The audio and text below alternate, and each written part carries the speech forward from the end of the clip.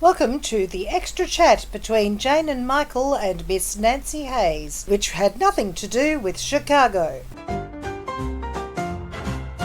Hello, Dolly. As a matter of another bit of trivia, I opened at the Madge in Sydney on the 27th of March, 1965. No, Wow. 65, because I was part of that cast too. 60 years ago to the day. 60 years ago, yes. 60 years ago. Well, it's charity's 60 years next year. Amazing. Wow.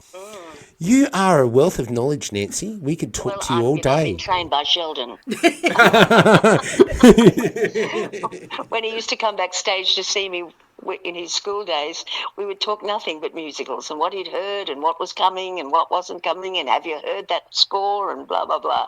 Oh. So we've been in training together for many years. Oh, lovely. Have you subscribed to the YouTube channel of Opening Another Show? No, but I'm going to. Oh, fantastic. We had thought it was you because it suddenly, since the day we sent you the link, it suddenly became more popular than the Spotify. Okay. Well, I mean, I'm not really good technically, I have to admit. In fact, I'm dreadful. So I have to get someone to organise me and all these things, and indeed I will do so because I'd love to listen to it. I've had great fun. Oh, lovely. It's all happening again. I feel like it's happening again. Australian theatre is just the thing.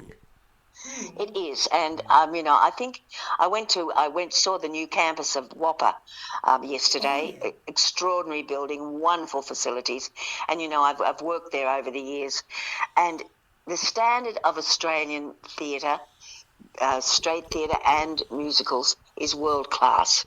Absolutely. The training of these kids is phenomenal. And they come out and I see them in Sydney at the Hayes and all sorts of places and people I haven't known, and I'm thinking, my goodness, this is just really top draw. Do you have an embarrassing moment on stage, or have you had embarrassing moments on stage? I have many times. Would you like to cleanse your soul and share? I'll go back to Sweet Charity.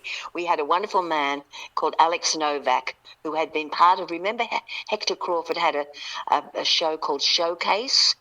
And it was almost like of The Voice, it was the new faces of the day. Wonderful orchestra, and Alex became second, and he was a Hungarian. From Hungary and had come to Australia not long before Sweet Charity, but he had this fabulous voice and he played Vittorio Vidal, but he had to learn the lines phonetically. They put it on the tape recorder and he learned them.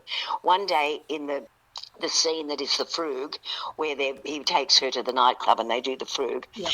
We had little vignettes, little scenes within the dancing, and the actor that was supposed to play the waiter and come and take the order didn't turn up. And I was thinking, oh, gosh, and I kept chatting on, and he was looking at me really worried because it wasn't any of the lines he'd learnt. So every time I'd stop to take a breath, he'd say, "It is so difficult for me." This went on what seemed like 5 minutes, and it is so difficult for me. And I'd chat on again. I was like a budgerigar, chatting on. And when the waiter finally turned up, the whole audience applauded. It was very obvious that things had gone wrong. That was one of them. I've also walked into a cupboard instead of making an exit in a play that I did. Instead of making an exit through the door, it was one of those sets with many exits, and one of them was cupboards, and thing would come out of the cupboard. And I had this very dramatic scene telling off my husband, and I walked out and grabbed this door and walked in. I thought, oh my God, I'm in the cupboard. I'll have to come out again. So I came out again and I said, and I meant every word I said, and exited the stage. Do you still do crocheting? Yes. I do a lot of needlepoint, make cushions for everyone. Well, it's a lovely way to do some mementos for the cast because they can't get it anywhere else. And one has to look after one's derriere. Yes, one does. Well, if one is not on for about 3/4 of an hour and you're just sitting backstage on a functional chair, it's nice to have a quick... And you know where you are, where if you get into reading and things, you can get carried away with something and suddenly someone says, "Miss Hayes, you've missed your cue." Yeah. Yes. So I'd like to do the needlepoint. I can just chill out.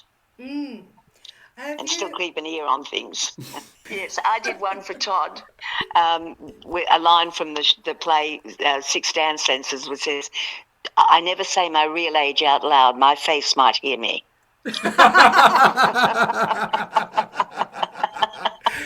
That should be on a T-shirt. That should be on a T-shirt. It was a good line. Yeah. Thank you so much for joining us, Nancye. We really, really love having you with us. Well, it was a pleasure, and it was lovely to get to know you, and I hope it will continue. It will continue until the day we die. Well, when we get to Sweet Charity, whenever that's behind the door. Oh, right. And if we ever need a cushion, you're the first person we're going to call, okay? You can order one, yes. We hope you enjoyed our lovely, excited chat with Miss Nancye Hayes that had nothing to do with Chicago. Please stay tuned for our Chicago the Musical Vaudeville episode Behind Door number 7 of Another Opening, Another Show, the Musical Theatre Podcast.